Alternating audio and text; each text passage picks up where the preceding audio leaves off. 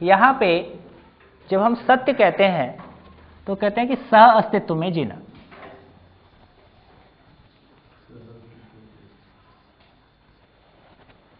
Living in complete harmony, है ना, understanding the reality as it is,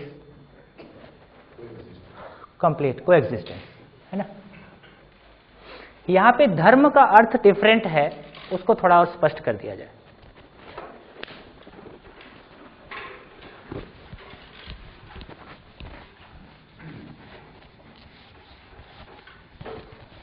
पीछे हटाओ।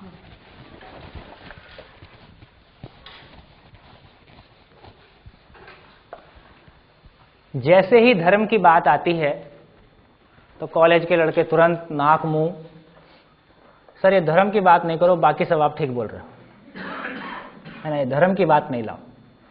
तो धर्म को लेके जिस तरह की चीजें हमारे बीच में आई हैं, जिस तरह की, देखिए धर्म वो शब्द है जिसके नाम पे हमने धरती पे शांति का पैगाम देने की कोशिश की है, और धर्म वो शब्द है जिसके नाम पे सबसे अधिक युद्ध हुआ है,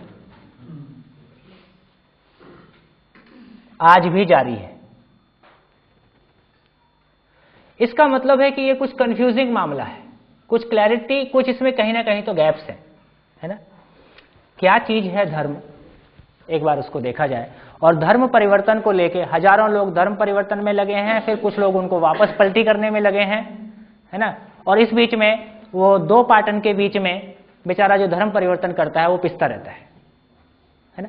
बहुत लोग हैं जो वापस अब ना वो इस धर्म के रह गए हैं ना वो उस धर्म के रह गए।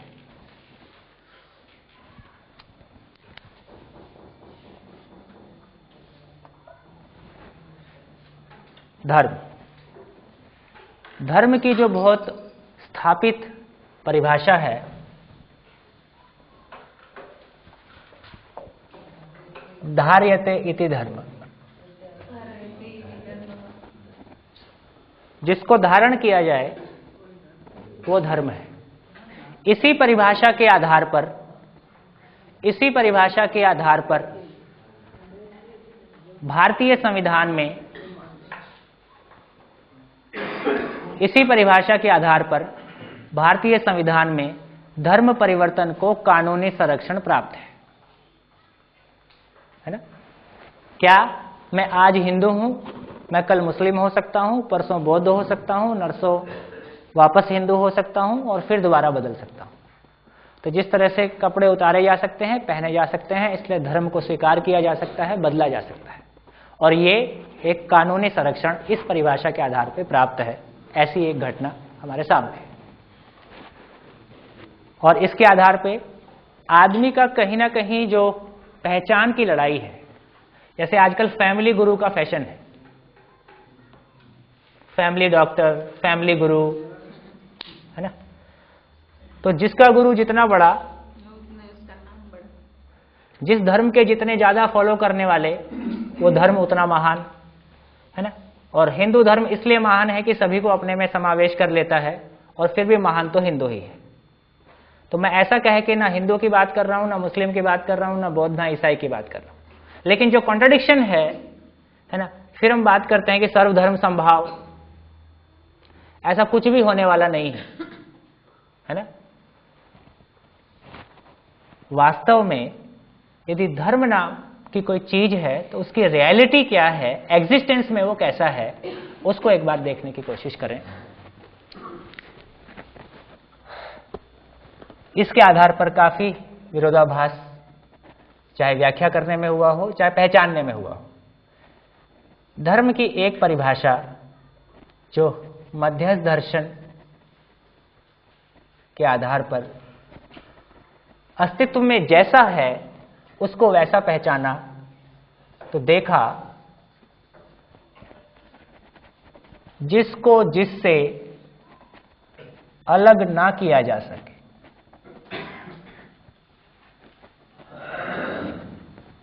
वह उसका धर्म है।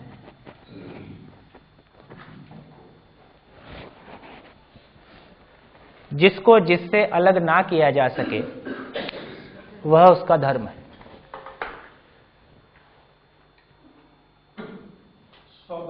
स्वभाव, धर्म स्थिति है, स्वभाव स्वभाव गति है, धर्म का एक्सप्रेशन स्वभाव है।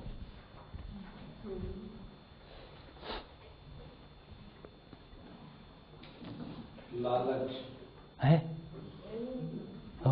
Some people say religion is इसको मैं पूरा करता हूं, फिर आएगा। जिसको जिससे अलग ना किया जा सके। अब पदार्थ, अवस्था,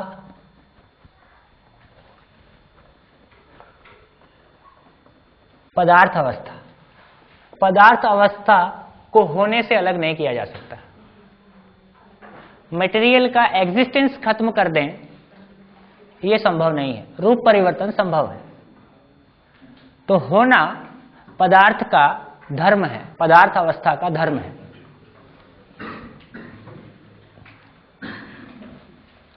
प्राण अवस्था होना सहित पुष्टि,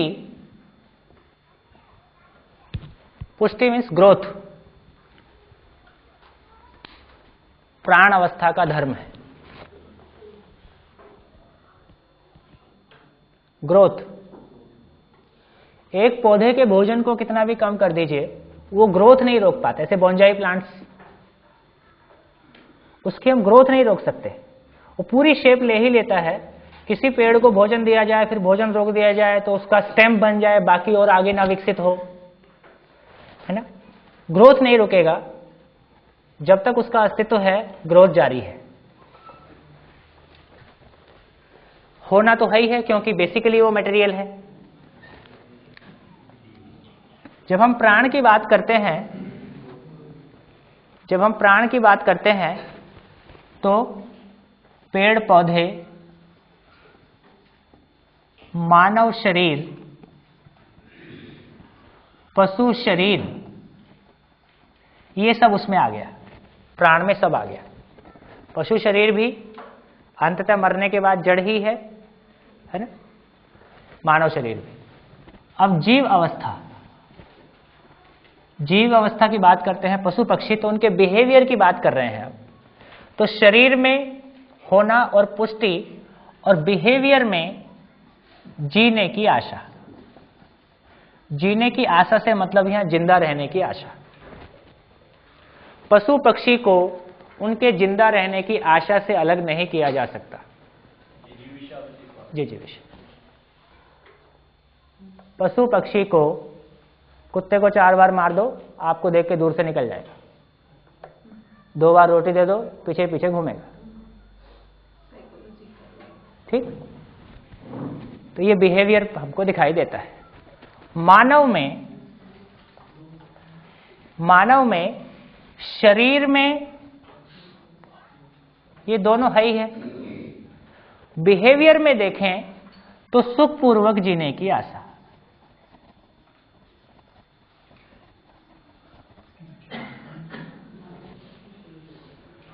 मानव में सुख माने विश्वास पूर्वक जीने की आशा। बेसिकली यहां सुख से मतलब विश्वास से है। मानव को सुखपूर्वक जीने की आशा से अलग नहीं किया जा सकता।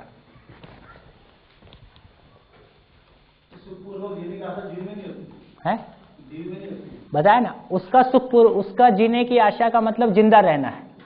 मानव का जीने की आशा का मतलब विश्वास, सम्मान, समझदारी से रहना है। केवल जिंदा रह जाए आदमी, रोटी कपड़ा मकान उपलब्ध करा दो,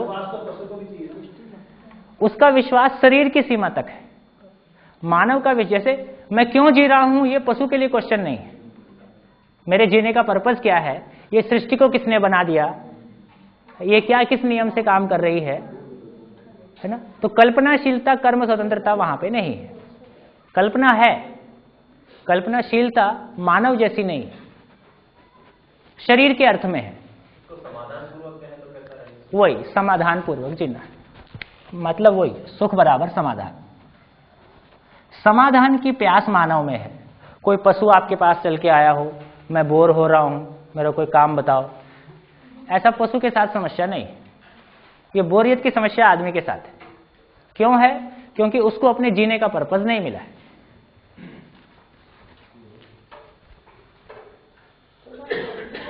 हाँ जी, थोड़ा कंफ्यूजन ऐसा है हाँ कि अगर कुत्ते को या बिल्ली को भी हम थोड़ा नजदीक ले ले और उससे थोड़ा प्यार बढ़ाए तो उसको एक विश्वास मिल जाता है। अपने शरीर के अनुकूलता के अर्थ में इस पर बहुत विस्तार से बात करें, प्रकृति पे आ रहे हैं, है ना। तो उसका पशुओं का विश्वास शरीर अनुकूलता के अर्थ में। नहीं, इसका एक चीज और भी आ सकता है, पशु कोई भी मनुष्य के पास खुद चल के नहीं आएगा, तो जब तक इधर कुछ संबंध हाँ आएगा। जैसे यहाँ पे यदि बात किया जाए, थोड़ी सी यदि वो बात किया जाए, देखिए अभी पशुओं का इकट्ठा रहना, पशुओं के इकट्ठा रहने के पीछे क्या कारण है?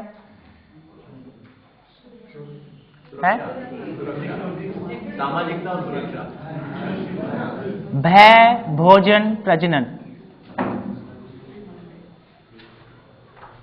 हाँ जी, इतना ही है। दूसरे पशुओं से कोई आक्रमण का डर, भोजन के लिए इकट्ठा होना और प्रजनन के लिए इकट्ठा होना। ठीक, भय, भोजन, प्रजनन, पर्याप्त है इतना। शहर हो, गांव हो या न्यूयॉर्क हो, आदमी के इकट्ठा रहने का वर्तमान में कारण थोड़ा और क्लियरली है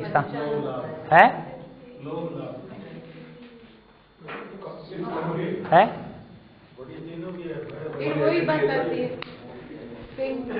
आदमी का रहने का मतलब क्या है? माने अभी यदि हम देखें बहुत मोटी दृष्टि में, जनरल देखें, तो पशुओं के इकट्ठा रहने का कारण भय, भोजन, प्रजनन। मानव चाहे गांव में है चाहे शहर में है, यदि वर्तमान में मानव के इकट्ठा रहने के कारण को समीक्षा करें तो क्या निकलता है?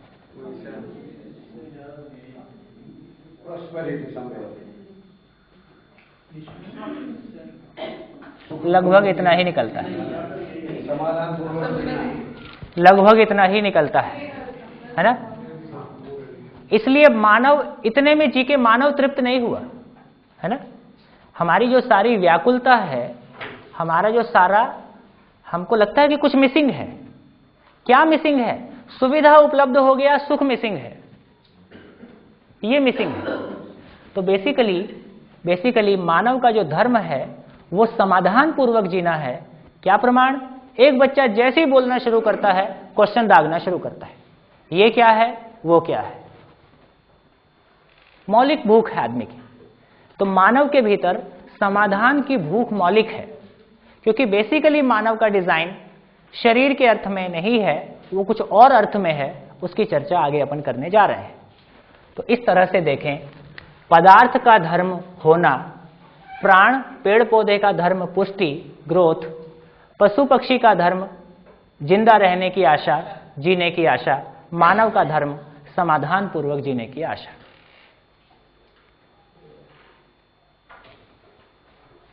इसलिए अब धार्मिक आदमी किसको कहा जाए? समाधानी। और कोई समाधानी होगा तो उसका जीना कैसा होगा? क्रॉस चेक क्या होगा उसका? चारों अवस्थाओं से सही तालमेल व्यवस्था दीजिएगा। तन मन धन का सदुपयोग। तन मन धन को सदुपयोग करने वाला व्यक्ति धार्मिक है। काले कपड़े पहनता हो, पीले पहनता हो, ना पहनता हो, उसकी मर्जी है क्या करना है। तन मन धन का सदुपयोग करता हो। आप 12 घंटे माला जपते हैं, तन मन धन का सदुपयोग नहीं करते हैं, अधार्मिक आदमी। आप माला जपते हैं कि तप करते हैं कि ध्यान करते हैं कि उपवास करते हैं, ये आपका अपना मामला है, ये व्यक्तिगत मामला है। दूसरे आदमी को क्या चाहिए या प्रमाण क्या होगा? तन मन धन का सदुपयोग, किसी भी विधि से आता हो, किसको दिक्कत है? इस परिभाषा के आते ही सारे युवा स्वीकार पाते हैं, हाँ हम धार्मिक होना चाहते हैं। अब कौन धार्मिक कौन अधार्मिक होना चाहेगा? क्या अब धर्म परिवर्तन संभव है? इसमें कोई ना कोई बात किसी को ना किसी को तो अप्लाई होगी, इसलिए सब ऐसा ही बोलेंगे हम धार्मिक बनना है।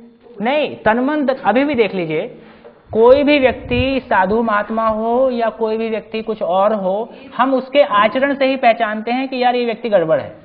आदमी अपने आप को बहुत धार्मिक बताता हो, और वो पैसा प्रवचन से कमा के जो है ब्याज पे देता हो, तो तुरंत उसके प्रति अस्वीकृति होने लगती है। एक्चुअली धर्म का मतलब ही, that is what I was trying to say at that time, धर्म का मतलब ही एक्चुअली तो आचरण और व्यवस्था है। धर्म का संकीर्ण मतलब जो हमने हिंदू, मुस्लिम, ईसाई वगैरह बनाया, ये हमारे लेबल्स दिए हुए हैं, बट धर्म का एक्चुअल मतलब, I also came to know in connection with some political developments, उसने कहा ये तुम्हारा धर्म है और राज धर्म ये है, और all those controversies which were arising. But then when I went deeper, I realized dharm actually means acharan. And when you say acharan, acharan means tan man dhan ka sadupayog. Nobody will say durupayog is acharan. And vyavastha here would mean what you are talking, in harmony with the other elements of the universe. So dharam basically meant that it is us or our so-called religious pontiffs who have given these labels. क्या गलती हो गई? धर्म में अपने आप में जो व्यवस्था दी गई आमतौर पर सभी धर्मों में, मेरा ख्याल है उसमें गलती निकालना मुश्किल है, लेकिन प्रॉब्लम होता है उसके इंटरप्रिटेशन में और प्रैक्टिस में। तो धर्म को दोष न दे के मेरा ख्याल है तथाकथित धर्म पालक जो हैं या उपदेशक लोग हैं वो दोषी हैं। सर ने बताया कि धर्म हाँ जी, प्लीज। तन, मन और धन का सदुपयोग, मन का सदुपयोग तब कर सकते हैं कि जब सामने वाले के मन को हम समझ सकते हैं। अपने मन का सदुपयोग, मेरे मन का सदुपयोग ये होगा कि मेरे को क्या सही करना है, क्या गलत करना है। तो अगर मेरे सामने वाले या तो मेरे साथ में रहने वाला कोई है, उनके साथ मेरा बिहेवियर कैसा है, उसको समझने की मेरी क्षमता कैसी है, उसको मेरे शब्दों में मैं कहूँ तो धर्म का अर्थ दूसरे शब्दों में फर्ज भी और ड्यूटी ये भी है कि मेरा ये संसार के प्रति, मेरा मेरे मन के प्रति और मेरे साथ रहने वालों के प्रति धारयते इति धर्म। असल में धर्म पालन कर्तव्य से प्रेरित है, जो आप कह रही हैं कर्तव्य की बात, फर्ज। अभी तक चाहिए था, अब ये है। चाहिए और है में बहुत फर्क है। आपके सुखी होने के लिए ऐसा जीना आपकी मजबूरी है। ऑप्शन एक ही है, दुखी होने के लिए तैयार हो तो शुभकामनाएं, ऐसा बनता है। दुखी होना है, शुभकामनाएं, किसी को कोई दिक्कत है? ठीक। सुखी होना है तो ये ऐसा समझना और ठीक से जीना हमारी आवश्यकता है। समाज सुधार कोई ऑप्शन नहीं है, कोई समाज सुधारने की जरूरत नहीं है, हमको ही ठीक से जीने की जरूरत है ना। हमको ही समाधान समृद्धि पूर्वक जीने की जरूरत है। इस सारी चर्चा में मुझे ऐसा लगता है एक बार हमने मनस्वस्थता में मानव धर्म ऐसा एक वर्ड जोड़ दिया तो न्याय और सत्य की आवश्यकता ही नहीं रहेगी, वो दोनों उसमें कवर हो ही जाएंगे। तो जब धर्म बोलते हैं तो न्याय उसमें कवर है ही, जब सत्य बोलते हैं तो न्याय और धर्म उसमें कवर है ही। ठीक है, क्योंकि मानव धर्म का आचरण करना है यानी सह अस्तित्व को समझ के ही जीना है, तभी तो हम उभय प्राप्ति की ओर बढ़ सकेंगे, तभी सुख की प्राप्ति हो जाएगी, आनंद निर्मल हो जाएगा। तो मानव धर्म ही तीनों का साथ मनस्वस्थता का मीनिंग है। तो एक ये स्पष्ट हुआ कि धर्म जो है व्यवस्था के अर्थ में है ना। तो अभी क्या गलती हो गया? जो वही गलती, जो गलती मूल चाहत को पहचानने में हुई, वही गलती यहां पे हुई। क्या गलती हुई?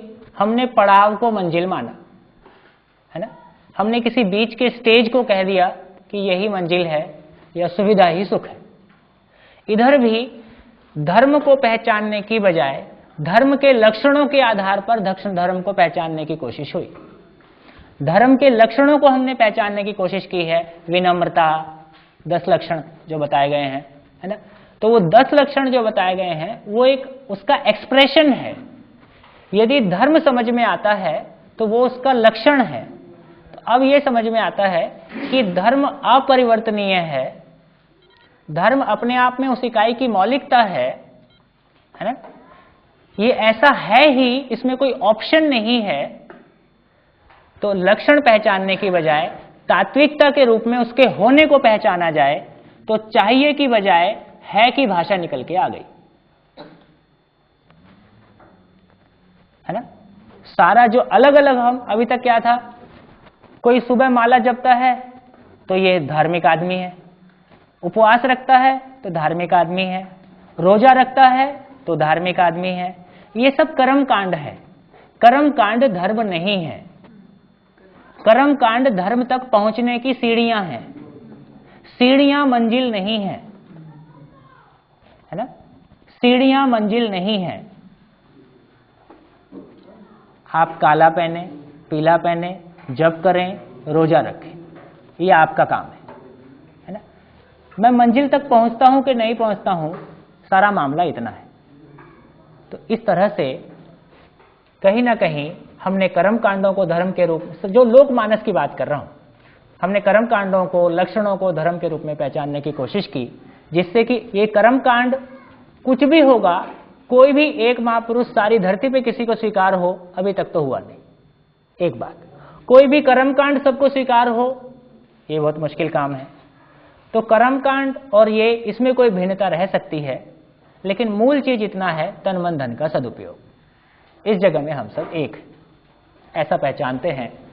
तो ऐसा समझ में आता है, तो पता चलता है कि एक आदमी का धर्म परिवर्तन एक असंभव घटना है। किन्हीं क्षणों में आदमी सुख की आशा को छोड़ सकता है क्या? जिस क्षण सुख की आशा छूटती है, आदमी शरीर छोड़ देता है। आत्महत्या, आत्महत्या है कि शरीर हत्या है? एक तरफ बोलते हैं आत्मा अजर है, अमर है, मरती नहीं है, कटते नहीं है, फिर आदमी आत्महत्या कर लेता है। तो शरीर हत्या, शरीर को मार डालता है। ठीक, भाव उसमें सेंस वही है कि भाई जीने की आशा खत्म हो गई। तो जीने की आशा खत्म होते ही आदमी शरीर छोड़ के भाग जाता है। तो एक बात ये समझ में आती है कि जीने की आशा, सुखपूर्वक जीने की आशा से मानव को अलग नहीं किया जा सकता। ये हमने कुछ बात की धर्म को लेके, और ये समझ में आता है। तो न्याय, धर्म और सत्य पूर्वक जी सकें, ये सुखी होने का मामला है। न्याय, धर्म और सत्य को पहचानने वाला कौन है ना? हाँ, शरीर न्याय को, गले में किसी से बोलो आप आंख बंद करो, आपको मैं माला पहनाता हूं, और एक मोटी सी 2.5 किलो की माला, आदमी कितना खुश हो रहा होगा। इतनी मोटी माला कभी नहीं पहनी। आंख खोले तो पता चले जूते हैं।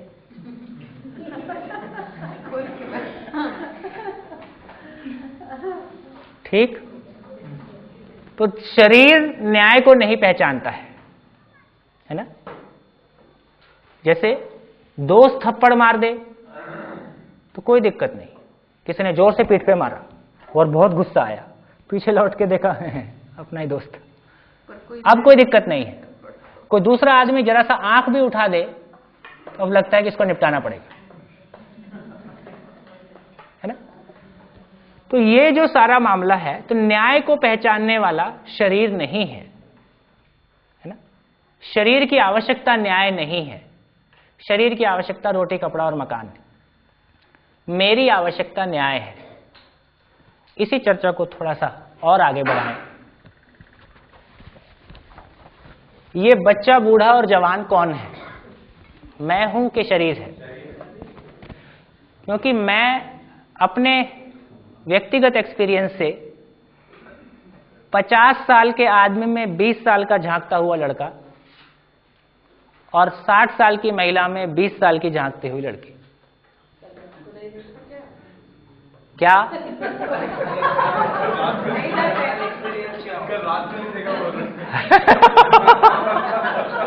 Thank you.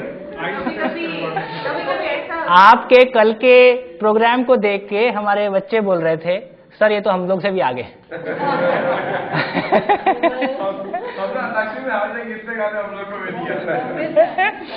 लेकिन मैं जो कह रहा हूं, नहीं कोई बात, मैंने कुल मिला के आदमी सुख चाहता है ना। वही अलाइव यस।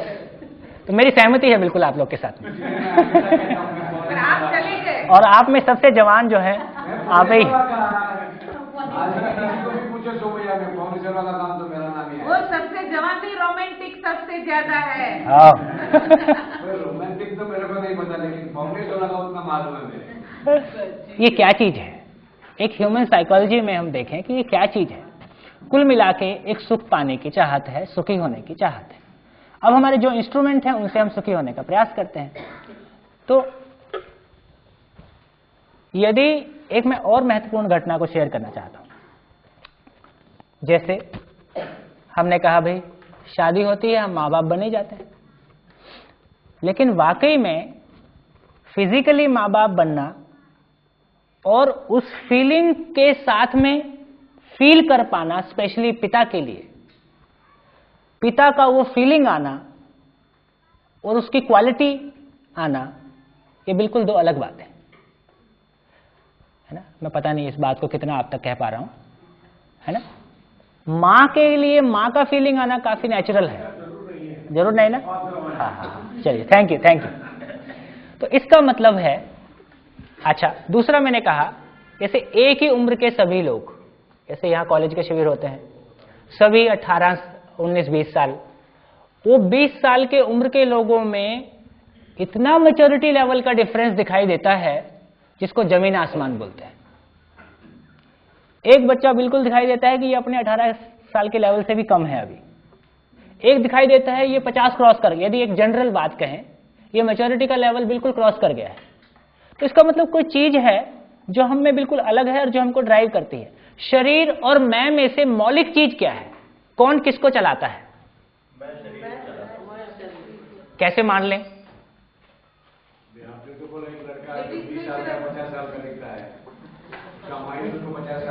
ये मैं तय करना है, ये मैं तय करता है कि इसको पटरी पे रख दूं और ट्रेन 2 हिस्से करके चली जाती है।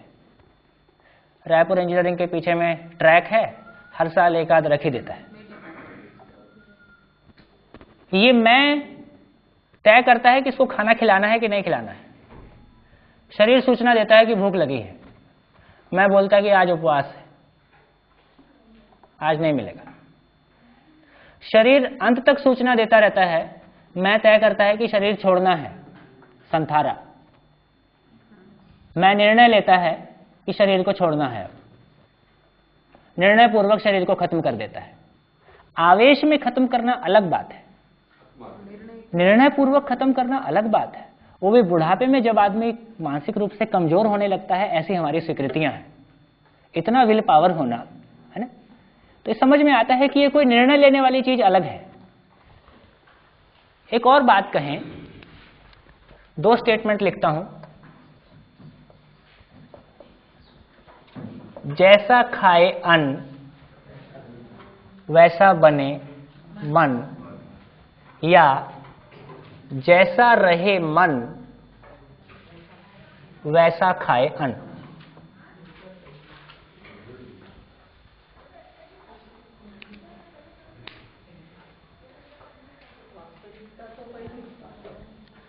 जांच लीजिए रूटीन में क्या हो रहा है, उसको जांच लीजिए। हम अभी बहुत प्रभावित हैं जो हमने सुना है अपनी रूटीन जिंदगी। देखिए मैं कह रहा हूं जांचना, अभी भी वो कंडीशनिंग हावी रहती है। एक शिविर तो जांचना को समझने में लग जाता है, दूसरा शिविर समझने के ढंग से पहला शिविर बनता है। रूटीन में आपकी जिंदगी में कौन सा लागू होता है?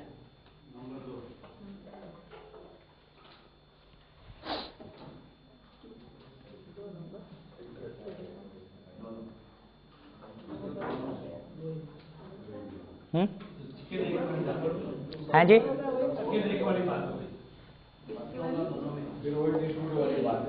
है नॉन वेज खाने से मनुष्य का स्वभाव या उसका ये रिसर्च कोई स्टैब्लिश नहीं है। छत्तीसगढ़ में 48% पॉपुलेशन आदिवासी है। छत्तीसगढ़ का आदिवासी समाज मांस खाता है और बहुत विनम्र स्वभाव का है। जाइए छत्तीसगढ़ में जाइए और देखिए। अभी तो आप छत्तीसगढ़ में नहीं है ना। यदि शाकाहारी खाने वाले, इसका मतलब सभी शाकाहारियों का व्यवहार अच्छा होना चाहिए था जो जन्म से शाकाहारी है, और इसका मतलब मांसाहारियों का व्यवहार खराब होना चाहिए था। ऐसे बहुत लोग मिलेंगे जिन मांसाहारी हैं और स्वभाव बहुत अच्छा है, शाकाहारियों से बहुत अच्छा है। तो मैं ये नहीं कहता कि भोजन प्रभावित नहीं करता है, प्रभावित करता है, लेकिन निर्णायक भूमिका, जो डिसिसिव भूमिका है, वो अंततः मन ही है। मैं तय करता हूं कि आज दारू पीना है, तय कर लेता हूं तो ढाबे पहुंच ही जाता हूं। निर्णायक भूमिका मेरी है। जिस दिन मैं तय करता हूं आज के बाद मांस नहीं खाना है या आज से मांस खाना है, मैं शुरू कर देता हूं। तो निर्णायक भूमिका मन है। फिर सारे वो पहलवान, वो एक और है झंझट, क्या हैप्पी, क्या healthy body remains in healthy mind remains in. सारे पहलवान समझदार होने चाहिए थे।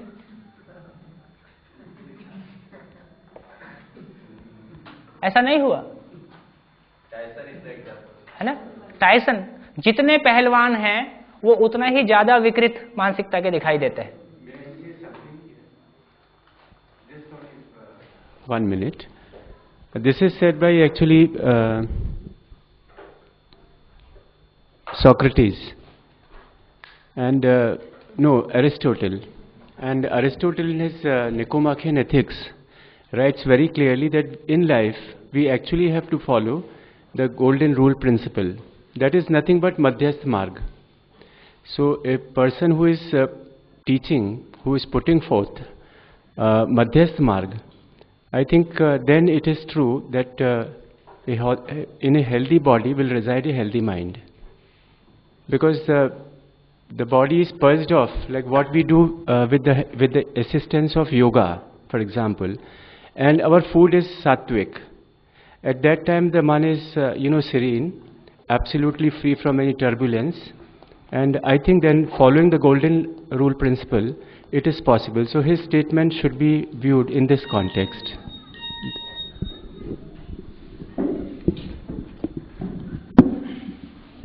अब हमको बहुत सामान्य बात में समझ में आता है कि समझदार होने के लिए शरीर का स्वस्थ रहना एक आवश्यकता है। तो बीमार शरीर से क्या समझोगे और क्या जियोगे, है ना। समझदार होने के लिए स्वस्थ शरीर एक आवश्यकता है, खत्म बात। जब भी आप किसी ऐसे वातावरण में जाते हो वहां आपको वैसा भोजन अपने आप स्वीकार होने लगता है। जैसे ही आपका मन बदलता है तुरंत फिर आपको वैसा सात्विक मन बदलता है, इसलिए सात्विक भोजन चाहिए। सात्विक भोजन खाने से मन बदल गया, प्रभावित करता है, लेकिन अल्टीमेटली डिसाइडिंग मन ही है। बहुत स्ट्रेट फॉरवर्ड है ना। क्योंकि ज्यादातर हमारा सारा मामला शरीर सापेक्ष रहा है, स्वयं को शरीर मान के सारे डेरिवेशन है। तो शरीर के ऊपर इतना फोकस है, शरीर के ऊपर इतना फोकस है कि बस शरीर से ही चीजों को, तो शरीर का अपना महत्व है। शरीर और मैं दोनों साथ साथ हैं, है ना। इसकी बात अभी और, तो ये समझ में आया कि कहीं ना कहीं रूटीन जिंदगी में तो जैसा मन रहता है वैसा भोजन का हम चयन करते हैं, ज्यादातर हम ऐसा ही करते हैं। फिर भी अच्छा खाना थोड़ा ठीक रहेगा, अनईजी नहीं लगता है वगैरह वगैरह, और इसकी कुछ गहरी व्याख्याएं कर सकते हैं, लेकिन ये भी अब ये हमारे कंसिडरेशन में आने से बैलेंस हो जाता है। चलिए, तो अब एक बात समझ में आ रही है,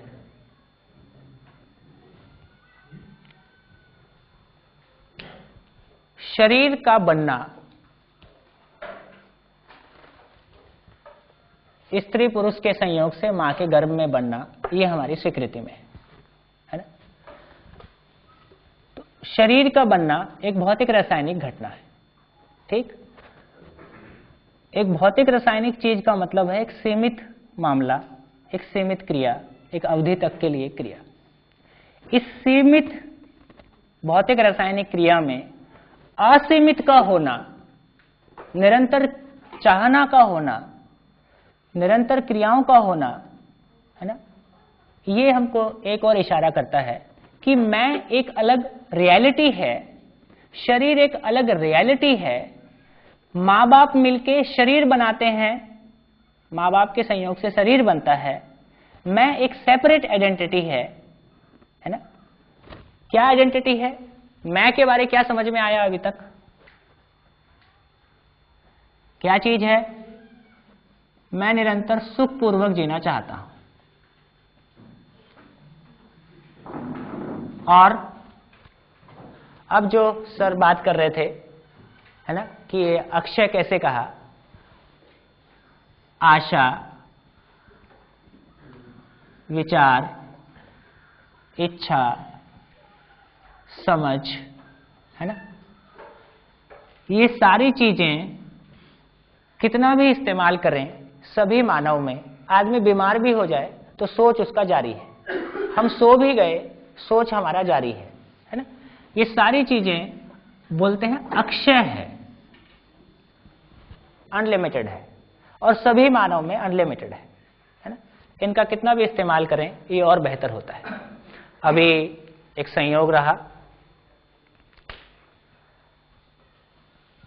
पिछले करीब 6 महीने में राष्ट्रपति महोदय से 3 मीटिंग हुई, और हैदराबाद की एक मीटिंग में हम लोग करीब 8 लोग थे, वो लोग 3 लोग थे करीब। उन्होंने एक इंटरेस्टिंग सवाल किया। उन्होंने कहा कि उम्र बढ़ने के साथ साथ मुझको लगता है कि आदमी की समझने की क्षमता घटती है, इसके बारे में आप लोग का क्या कहना है? हमारे मित्र ने उनको कहा कि बचपन में जो मौलिक सवाल हमारे भीतर पैदा होते हैं उसका उत्तर ना मिल पाने के कारण और कंटिन्यूअसली समस्याओं से जूझते रहने के कारण हमारा शायद समझने का क्षमता कुंठित हो जाता है।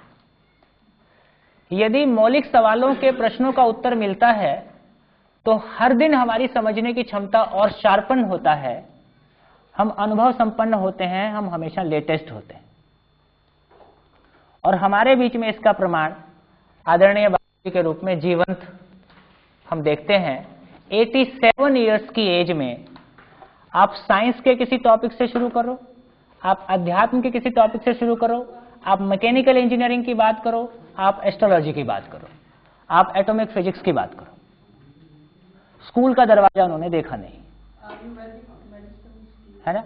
आयुर्वेदिक मेडिसिन पे बात करो, है ना, हर जगह में वो लेटेस्ट है, हर जगह में वो बिल्कुल एक जिसको कहना चाहिए कि हाँ ये ऐसा है, और उतने ही खुले हैं, मित्र रूप में है। तो समझ में आता है कि आदमी नहीं होता है। शरीर की उम्र, शरीर का पैदा होना, जवान होना, बूढ़ा होना एक बिल्कुल वनस्पति की तरह से है। पेड़ का बीज का पौधा बनना, पेड़ का जवान होना, पेड़ का बूढ़ा होना, पेड़ का मर जाना, उसका एक निश्चित स्पैन है। लेकिन ये जो मैं नाम की चीज है, जैसा मैंने कहा कि बिल्कुल हमारी उम्र कितनी भी हो गई हो, हमारे तो उम्र के बढ़ने का एहसास भी नहीं होता है। उम्र तो कैसे होता है? जब गोदी में खिलाए हुए बच्चे अंकल बोलने लगते हैं तब लगता है कुछ गड़बड़ हो गया, या माता जी बोलने लगते हैं। अब तो माता जी के दिन आ गए। क्लियरली हमको पता चलता है कि ये कोई शरीर का फिनोमिना नहीं है, है ना, शरीर का फिनोमिना नहीं है, और ये बिल्कुल अपने आप में एक मौलिक चीज है। ये एक बात हमारे सामने आती है। एक और बात छोटी सी सोचें, कौन सोता है? मैं सोता हूं कि शरीर सोता है? सोना क्या चीज है?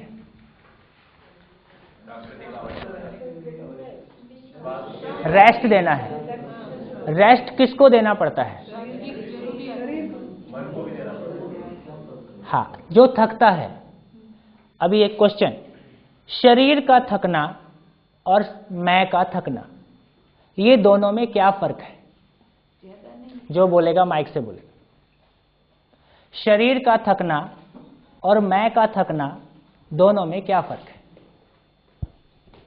शरीर की थकान दूर कर सकते हैं, मन की थकान दूर नहीं होगी। होगा अगर मन का थकान, तो इसका मतलब मन को थकान नहीं होती है। दूसरा क्वेश्चन, शरीर का थकना एक स्वाभाविक घटना है या अस्वाभाविक? स्वाभाविक घटना है। मन का थकना एक स्वाभाविक घटना है? अस्वाभाविक घटना है। Good. That also can be स्वाभाविक। अब ये देखते हैं कि मन का थकना क्या चीज है। मन का थकना क्या चीज है? समाधान का ना होना मन की थकान है। सॉल्यूशन का ना होना, समस्याओं में फंस जाना और कोई सॉल्यूशन ना दिखना, ये मन की थकान है। समाधान उपलब्ध होने से मन की कोई थकान नहीं है, है ना? तो मन का थकना एक अस्वाभाविक घटना है। क्योंकि अस्वाभाविक क्यों है? शरीर का थकना मानव को स्वीकार है, मन का थकना मानव को स्वीकार नहीं है। शरीर की थकान है, आराम करो भाई। मन का थकना मानव को स्वीकार नहीं है। वो हमको बेचैनी देता है ना? वो हमको अतृप्ति के कारण, संजय जी की इस प्रस्तुति के कारण पूरा शिविर एक गहराई ले गया। इसका धन्यवाद संजय जी को जाता है। और मेरा सुबह का प्रेजेंटेशन अभी तक के सारे शिविरों का एक अलग प्रेजेंटेशन हुआ आपके कारण। इसका श्रेय भी आपको जाता है ना? मैं आगे चल के कुछ बात और रखूंगा। हाँ जी, एक दो आशंकाएं हैं। हाँ जी, वो ये है कि हम एक बाजू में शरीर की बात करते हैं, दूसरे बाजू में मन की बात करते हैं। शरीर और मन ये दोनों जोड़े हुए रहते हैं। मन की जो शरीर की जो क्रिया प्रक्रियाएं होती है, उसके ऊपर जो आप ब्रेन नाम का जो भी कुछ है वो कंट्रोल करता है।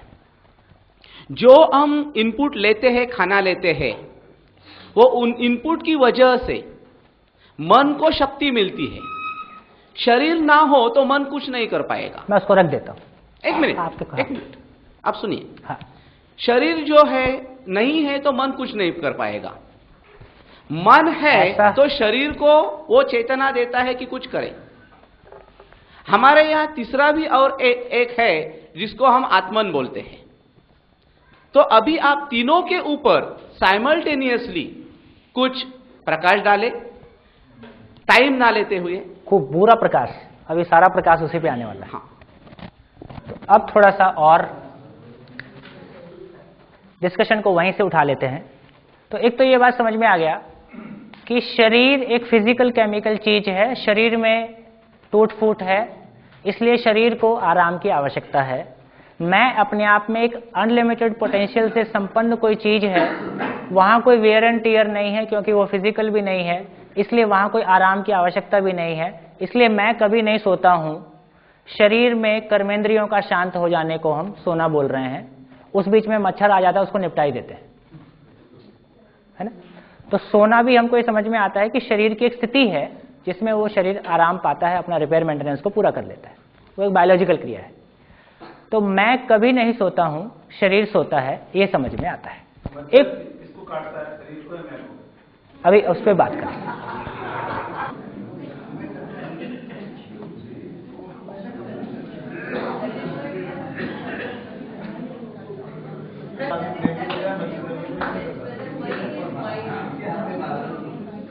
ब्रेन किससे होता है?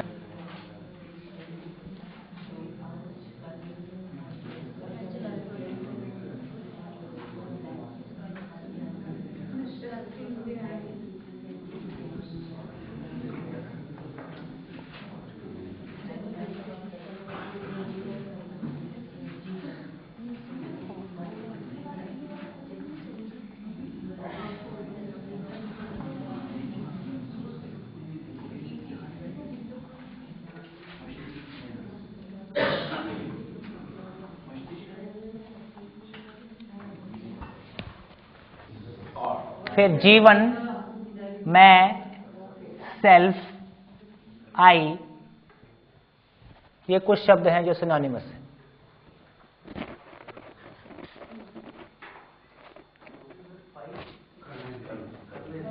पांच कर्मेंद्रियां, पांच ज्ञानेंद्रियां। ये कर्मेंद्रियां ज्ञानेंद्रियां सबको पता है, ये तो बताने की जरूरत नहीं। अभी आप ये मत सोचिए कि ये चित्त बुद्धि आत्मा क्या है, ये कैसा है, अभी इस बारे में कुछ मत सोचिए, क्योंकि ये शब्द हमारे जहन में पहले से हैं। मैंने केवल इन शब्दों का प्लेसमेंट किया है। ये क्या है, कैसा है, कहां है, कैसे काम करता है, इस पे आगे बात करेंगे। अभी 2 एग्जाम्पल लेते हैं। एक तो मच्छर काटा, दूसरा किसी ने अपमान किया।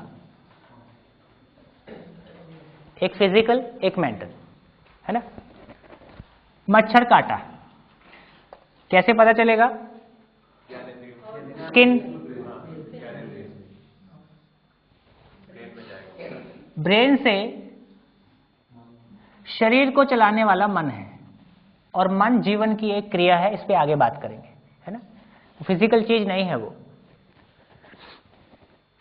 मच्छर काटा, एक मच्छर काटने जैसी छोटी घटना में भी हमारा बिलीफ सिस्टम कैसे काम करता है। सपोज जिसको मच्छर काटा वो जैन परंपरा से है, क्या? अहिंसा परमो धर्म, है ना। मच्छर काटा, वो एक सेंसेशन, उस सेंसेशन की कोडिंग ये मच्छर ही है। कई बार शंका होती कोई चीज चुभ रही है कि मच्छर है, ऐसा होता है कि नहीं? या कभी कभी शरीर के अंदर ही कोई खुजली है और मच्छर जैसी प्रतीत होती है ना। और कभी कभी क्लियर हो जाता है कि मच्छर है बिना देखे।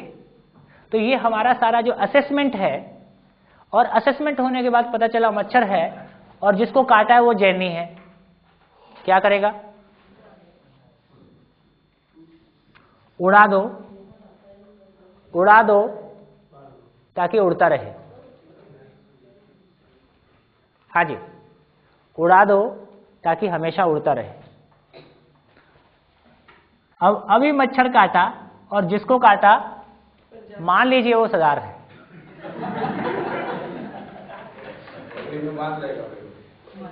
मान्यता की बिलीफ सिस्टम देखिए कैसा काम कर रहा है। एक मजाक की बात अपनी जगह है, लेकिन वो ऐसा उड़ेगा कि अब दोबारा कभी नहीं उड़ेगा।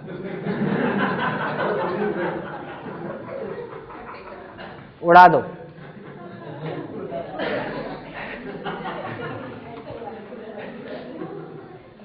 एक मच्छर काटने जैसी छोटी सी घटना में हमारा पूरा बिलीफ सिस्टम काम कर रहा है। एक दूसरी घटना, किसी ने हमको गाली दिया, क्या रिएक्शन हो सकता है?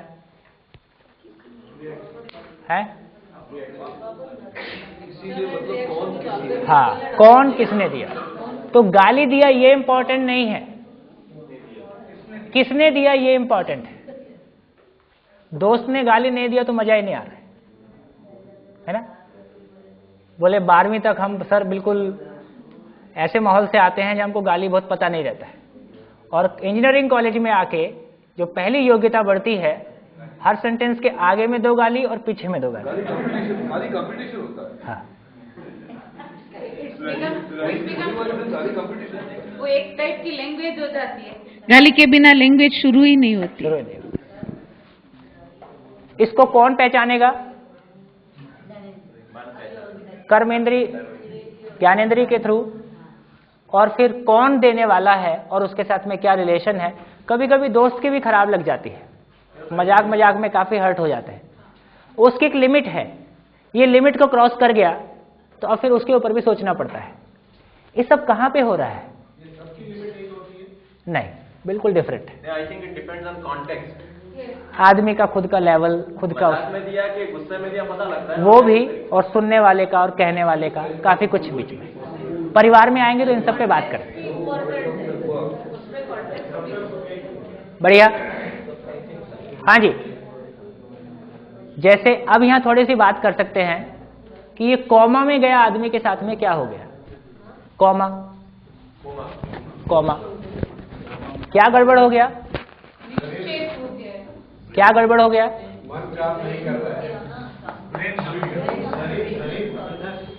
बेसिकली जीवन अपने आप में इंटैक्ट है, ठीक ठाक है, तो ब्रेन का रोल क्या हुआ?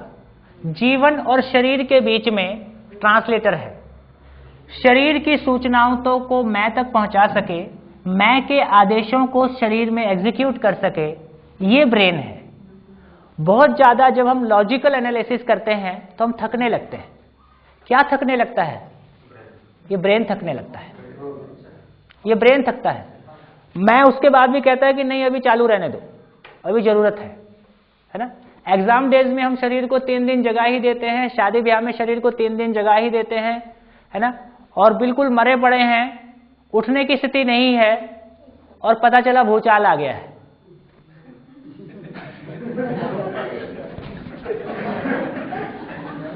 ऐसे बहुत लोग जिनको पोलियो था, ऐसे क्षणों में उनका पोलियो ठीक हो गया, है ना, क्योंकि कोई चीज थी जो रिलीज हो गई। तो कुल मिला के ये पहचानता है कि क्या एक्शन लेना है ना। ऐसे कितने क्षण हम अपने वेस्टर्न यूपी से मैं बिलोंग करता हूं, घर में डकैती हुई और देख लिया अभी सब कोई मर गए हैं कि नहीं मर गए हैं। एक आध लगा, देखो यार ये लगता है जिंदा है, बोले उंगली काट दे, हिलेगा तो पता चल जाएगा। और वो आदमी सुन रहा है ना कि अब मेरी उंगली कटेगी, हिल गया तो पूरा ही मरूंगा। उसकी उंगली कटती है और वो हिलता नहीं। ये घटी हुई घटनाएं हैं। मैं निर्णय कर लेता है कि शरीर को बचाना है तो उंगली कटेगी और शरीर नहीं हिलेगा, क्योंकि हिल गया तो पूरा मरेगा। ये घटी हुई घटनाएं हैं। तो कुल मिला के टोटल कंट्रोल मैं के हाथ में। मैं को स्वाद चाहिए, इसलिए ओवर ईटिंग। शरीर तो भर गया है, अब मेरा काम, अभी मेरा निरंतर सुख तो पूरा हुआ नहीं है, शायद खाने से हो जाए, आने दो। तो इस तरह से हम देखते हैं। अब हमको एक क्लैरिटी बनती है कि ब्रेन शरीर और मैं के बीच में मीडिएटर है, पुल का काम करता है, इतनी ही इसकी भूमिका है। That's it. पागलपन क्या है? पागल आदमी कब होता है?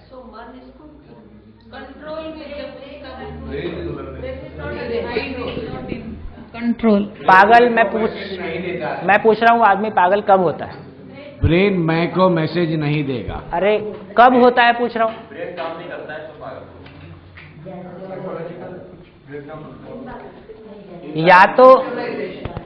या तो आदमी को कोई इमोशनल झटका लगा, या उसको कोई आर्थिक झटका लगा, कुल मिला के कोई बाहरी शॉक लगा, है ना। अधिकांश जो पागलपन की स्थितियां हैं वो ऐसी हैं। किसी परिवार के भाई ने धोखा दे दिया, है ना, पत्नी ने धोखा दे दिया, बिजनेस में कुछ कम ज्यादा हो गया, है ना। मेंटल शॉक है। इस मेंटल शॉक के कारण, है ना, ब्रेन भी प्रभावित होता है। तो ब्रेन का ठीक होना एक बायोलॉजिकल घटना है, मन का ठीक होना एक नॉर्मल होता है। वो एक अपनेपन को पाता है, प्यार को पाता है, एक फेवरेबल कंडीशंस को पाता है, उतनी ही जल्दी शरीर नॉर्मल होता है। और शरीर की 85% बीमारियां हम कह रहे हैं कि साइकोसोमेटिक है ना। तो टोटल कंट्रोल या बहुत सारा मामला यहीं से कंट्रोल्ड है ना। ये अब हमको एक क्लैरिटी बन रही है ना। इस कॉन्टेक्स्ट में अब हम ये भी देखते हैं कि दर्द कहां पे होता है, मैं में होता है कि शरीर में होता है। It is a combined effect. So many units are functioning together, and it is a synchronized signal. It is a synchronized effect of many things. Several things are actually मेरा ख्याल functioning है here. शारीरिक दर्द जो जैसे मच्छर काटने का है या अपमान का है, ये दोनों दर्द मन में ही होते हैं। फाइनली सेंसेशन मन में होता है। जैसे शरीर में मच्छर काटा, मान लीजिए वो एरिया एनेस्थेसिया दिया हुआ है, हाँ, वहां मच्छर काटेगा तो कुछ असर महसूस नहीं होगा, क्योंकि मैसेज ट्रांसफर नहीं हो रहा है। जब तक मैसेज ट्रांसफर नहीं होता मन तक, तब तक दर्द महसूस नहीं होता। करेक्ट। आप सबकी मारुति 800 कार, सबकी एक समान गाड़ियां बाहर खड़ी हैं, सबको आग लगा दिया जाए, आपको कोई दिक्कत है क्या?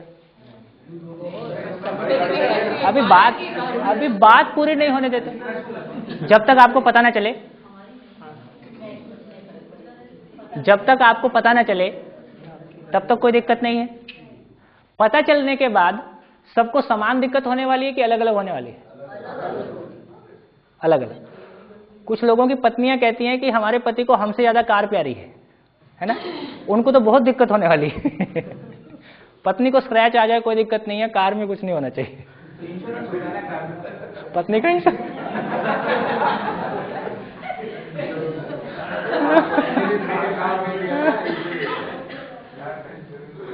एक ही इंजेक्शन एक ही डॉक्टर अलग अलग लोगों को लगाता है और अलग अलग दर्द होता है।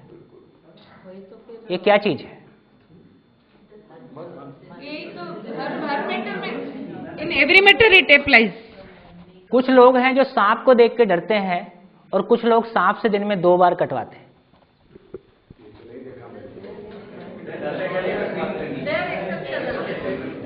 कुल मिला के मानव है ना? तो क्या चीज हो गया? सुख का मामला है, ये अंदर की बात है। स्वीकृति का मामला है। जिस चीज के लिए आपकी स्वीकृति है उसमें आपको सुख ही लगता है।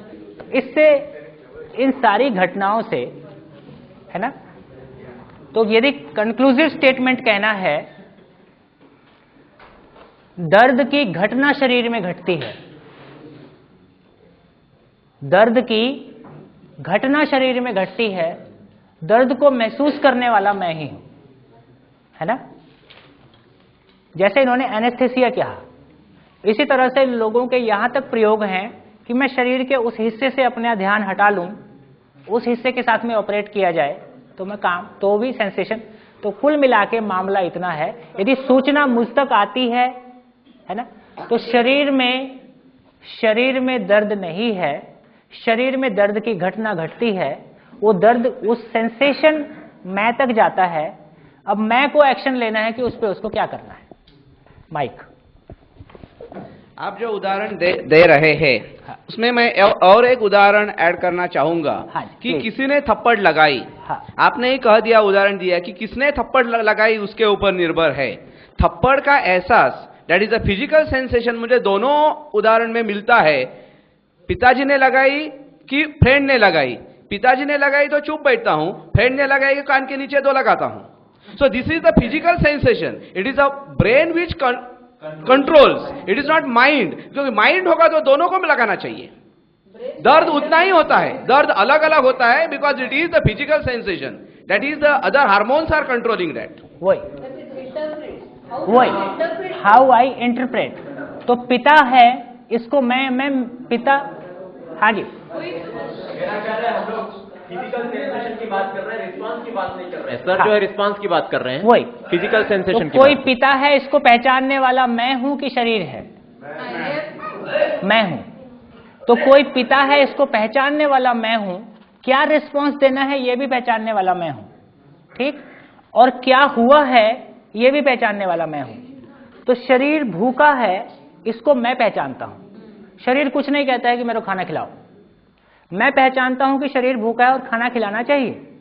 यदि मैं निर्णय लेता हूं कि 40 दिन का उपवास है, तो शरीर की सूचना के बावजूद भी मैं, तो शरीर केवल सूचना भेजता है, सूचना को इंटरप्रेट मैं ही करता हूं।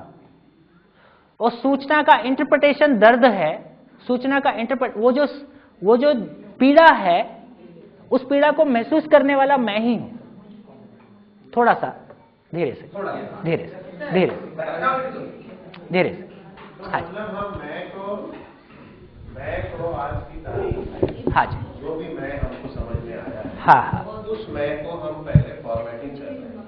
हाँ, अभी एक एक इन्फॉर्मेशन से कहीं से रिलेट करने की कोशिश कर रहे हैं।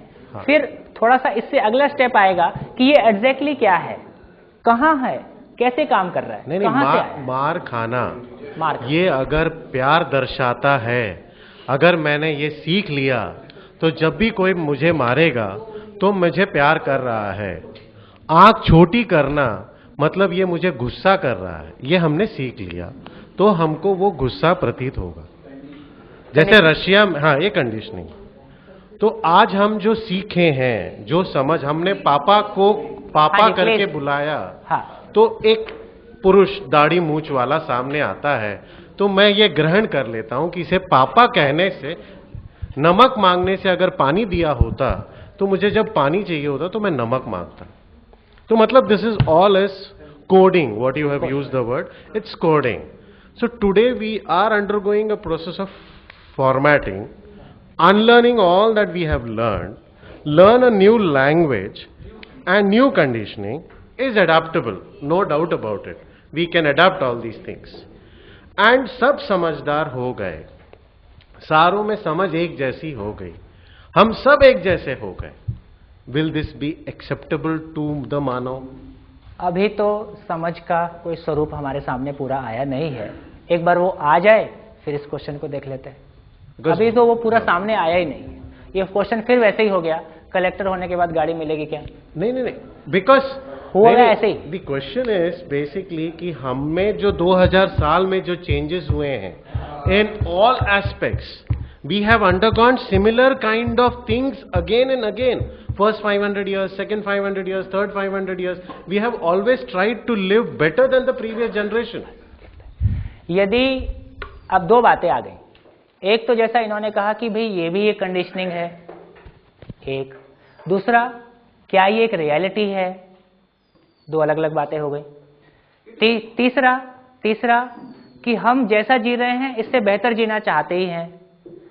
चौथा, आपके क्वेश्चन के आंसर में हम सभी परस्पर विश्वास पूर्वक जीना चाहते हैं या विश्वास पूर्वक जीने से बोर हो जाएंगे। हमारा जो आपका जो डर है, जहां से क्वेश्चन आ रहा है कि यदि सुख लगातार मिलेगा तो हम बोर हो जाएंगे,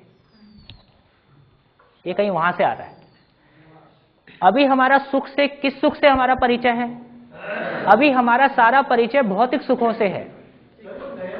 एक मिनट थोड़ा पूरा कर दो। लगातार मीठा मिलेगा, नमकीन चाहिए। लगातार बहुत ठंडी होगी, गर्मी चाहिए। एक ही कपड़ा लगातार नहीं चाहिए, एक ही शरीर भी लगातार नहीं चाहिए। बिल्कुल ऐसे। एक मिनट। अब जब हमने देखा कि ये सुख था ही नहीं, ये सुविधा थी, अब हम आए सुख की जगह में। सुख क्या है? स्वयं में विश्वास पूर्वक जीना। हम स्वयं में विश्वास पूर्वक जीने की निरंतरता चाहते हैं या इसमें बीच बीच में गैप आ जाए तो चाहते हैं? नहीं, अब तो 6 महीना हो गया विश्वास पूर्वक जीते हुए, अब तो थोड़ा सा धोखा मिलना चाहिए।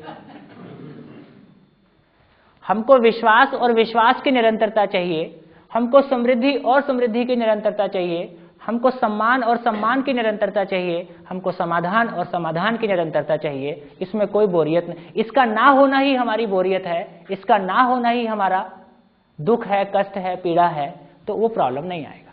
सर एक चीज यहाँ पे कि मिस्टिसिज्म जिसको कहते हैं, रहस्यात्मकता, जो कि आध्यात्मवाद में मिलती है, और धर्मों में भी बहुत सारी मान्यताएं होती हैं जिसके पीछे आधार ढूंढना मुश्किल है।